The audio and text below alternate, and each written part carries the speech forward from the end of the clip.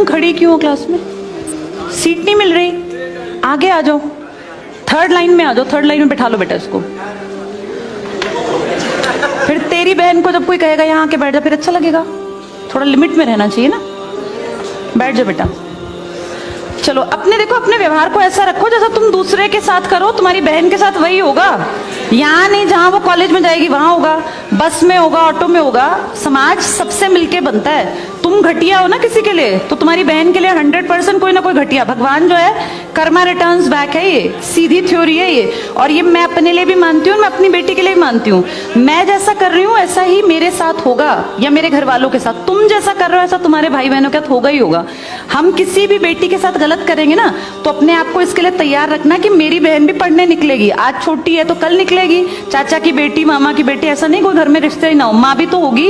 जैसा तुम कर रहे हो ऐसा तुम्हारी माँ के साथ जरूर घटित हुआ होगा। अब तुम कर रहे हो। बड़े अच्छे कई एड्स हैं, उसमें एक जवान लड़का ना सीटी बजा रहा होता है, तो उसकी माँ, देखा तुम लोगों ने वो, उसकी माँ कहती है बेटा मत कर। तुम्हारी उम्र का था वो लड़का, उसकी माँ लगा लो मेरी एज की मुझसे 2-4 साल बड़ी होगी, क्योंकि जो बच्चे 20 के हैं उनके माँ 40-45, उनकी माँ 45 साल तक की होती हैं। तो लगातार सीटियां बजा रहा है। उसकी माँ उसको कहती है बेटा मत कर, वो इरिटेट हो जाती है। तो फील करता है कि मेरी माँ ऐसा क्यों, मतलब क्यों चिढ़ रही है सीटी बजाने से, घर में बैठ के बजा रहा था सीटी।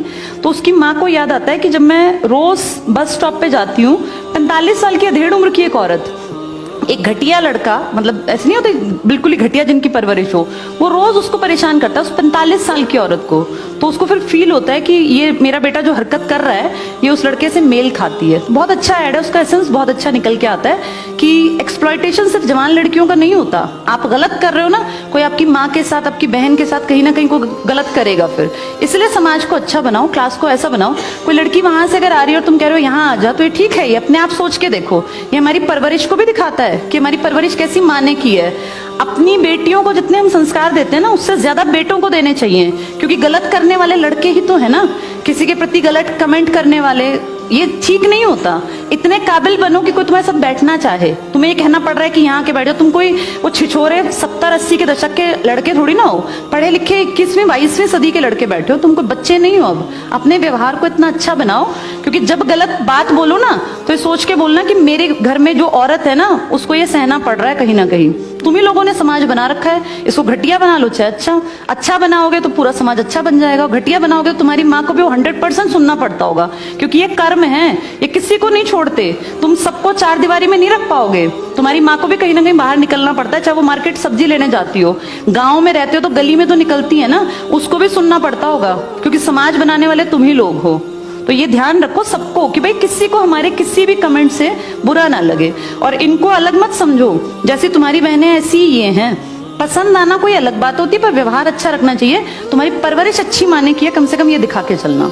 हेलो दोस्तों, द क्लासिक मीडिया के इस यूट्यूब चैनल पर आपका खैर मकदम है।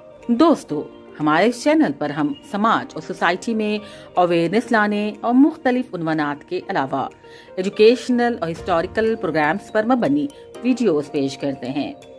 हमारे वीडियोस पर आपका जो रिस्पांस मिल रहा है उसके लिए हम आपका तहे दिल से शुक्रिया अदा करते हैं, और आपसे गुजारिश करते हैं कि जो हमारे इस चैनल पर पहली बार आए हैं वो हमारे इस चैनल को लाइक और सब्सक्राइब जरूर करें, ताकि मज़ीद बेहतर वीडियोस पेश करने में हमारी हौसला अफजाई हो।